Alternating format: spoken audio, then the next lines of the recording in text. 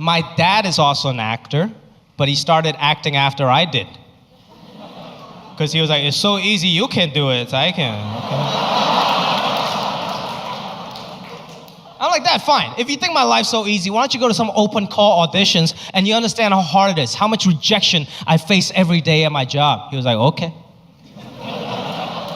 And he went to all these auditions and he started booking everything. It's a true story. He got on this show in China, in mainland China, called Little Daddy, Xiao Baba. 500 million people watched that show. It's like the Big Bang Theory of China, and Richard blew up. And he was like, this isn't easy, I don't know.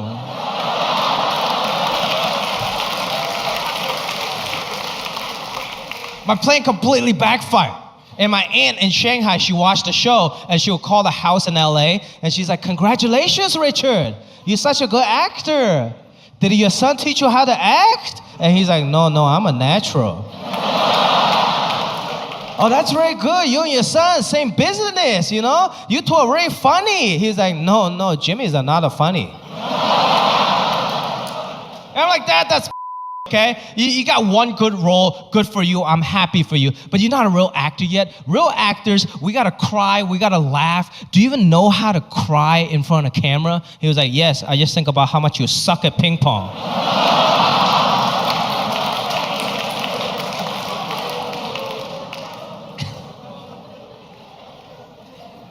Needless to say, I grew up with low self-esteem because I was raised by Asian parents. My dad's not even the worst, my mom's much worse. Have you guys ever hung out with old Asian ladies? Old Asian ladies will tell you exactly what is wrong with your face. As if they're trying to do you a favor. I go to my mom's house, the first thing she says, she's like, Jimmy, oh yo.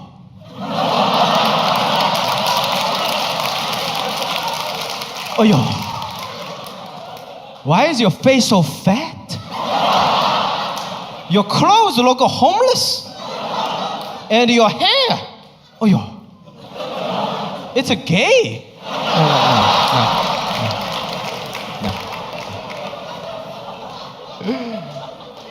Sometimes it's like embarrassing for me to hang out with my mom, you know, because Asian people, we just got a different custom, you know. Like my mom, when she goes shopping, she doesn't buy she needs. She just buys because it's a good deal.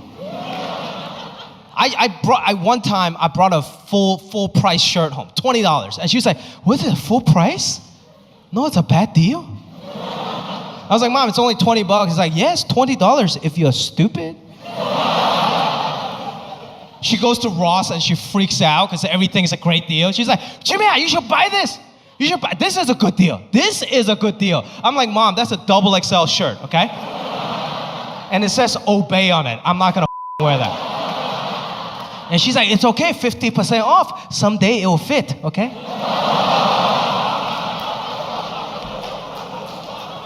If you want a good deal, you follow the old Asian people, right? You go to Costco, you see a sea of old Asian people because you know everyone's getting a great deal. Nobody's getting ripped off. You go to Whole Foods, never seen one old Asian in my life. We don't believe in that. My dad still calls me like 20 times a day just to check up on me. It's annoying, but I understand that's how he shows love. I was talking to my friend here, and he was like, "Oh, I haven't talked to my dad in 3 weeks." I'm like, "What, is he in jail?" He was like, "No, I live with him. I just haven't talked to him in 3 weeks." I'm like, you do understand, if I don't call my dad back in 3 hours, he's gonna call 911. 911, what's your emergency? My son is dead.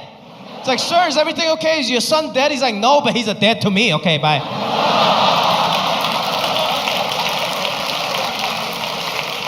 That's just how we show love.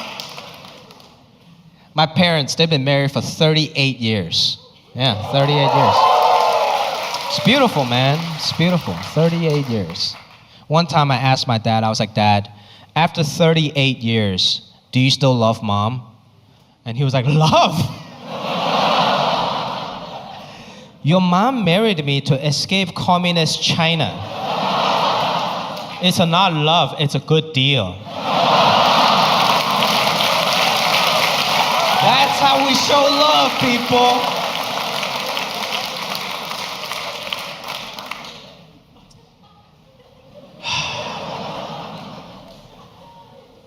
I've been in this country for almost 20 years now. I think I feel every bit American.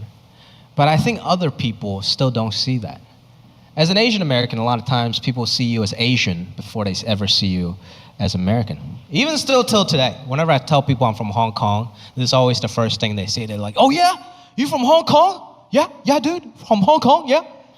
Ni hao.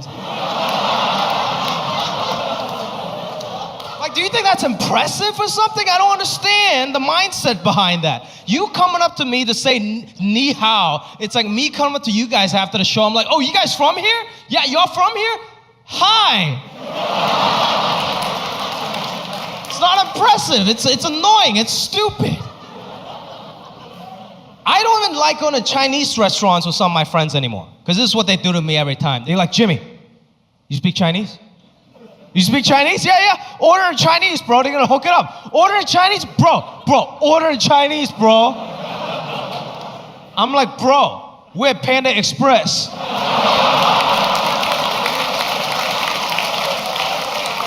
She's Mexican. Like, what? Her name tag says Consuela. That's not Mandarin or Cantonese. Nothing has really changed, you know? Like about 10 years ago, I went on a college trip to Tijuana, Mexico, because that's just what a good American college student would do. And the thing is, walking into Mexico from the US, they don't check anything. There's just a big revolving door. You walk right in. They don't even check your ID. It's easier to get into Mexico than a Costco. You just walk in. See, I'm like first generation, but my parents, they're like -9 generation, because they're so freaking Chinese. Like, it's really hard for me to watch TV with my dad because he's trying to make me explain everything to him. And first of all Asian people, they don't watch TV, they judge the TV. This is like, I'm just sitting next to my dad on the couch, and he's wearing his like old Asian man costume, which is just a wife beater and tidy whities.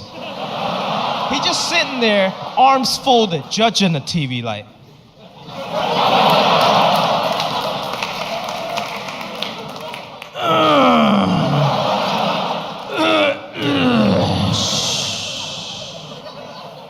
He just makes random noises around the house. Now whenever he sneezes, it's never just a sneeze. It's like a whole tsunami of sound waves that comes after. It's just like, chill, oh.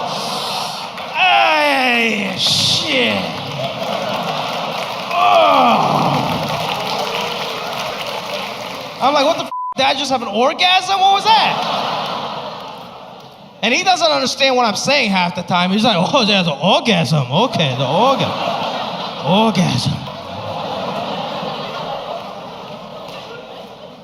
And he trying to make me explain everything to him on TV. Do you understand how difficult it is to explain a rap music video to an old Chinese man?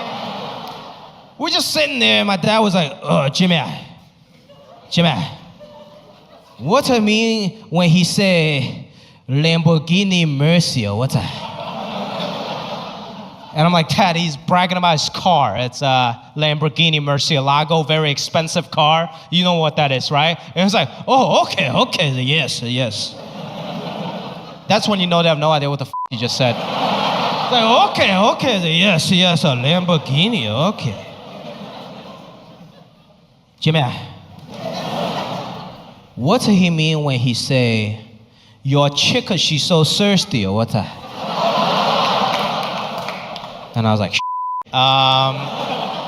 Dad, he's making fun of somebody's girlfriend, okay? Saying like she likes attention from other guys and she likes to do sex stuff with them. You know, like blowjobs and such. And he's like, oh, okay, yes. Blowjobs, okay.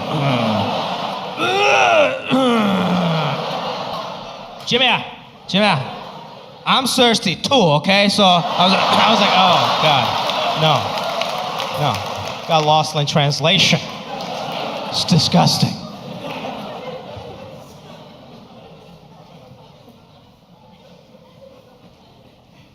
I don't know if you guys know this, but I came from an acting family. But it's not really like Angelina Jolie and Jon Voight. I guess I'll be Angelina Jolie in that equation. My dad is also an actor, but he started acting after I did. Because he was like, it's so easy, you can do it, I can. Okay. I'm like, Dad, fine. If you think my life's so easy, why don't you go to some open call auditions and you understand how hard it is, how much rejection I face every day at my job. He was like, okay. And he went to all these auditions and he started booking everything. It's a true story. He got on this show in China, in mainland China, called Little Daddy, Xiao Baba. 500 million people watched that show. It's like the Big Bang Theory of China, and Richard blew up. And he was like, this isn't easy, I don't know.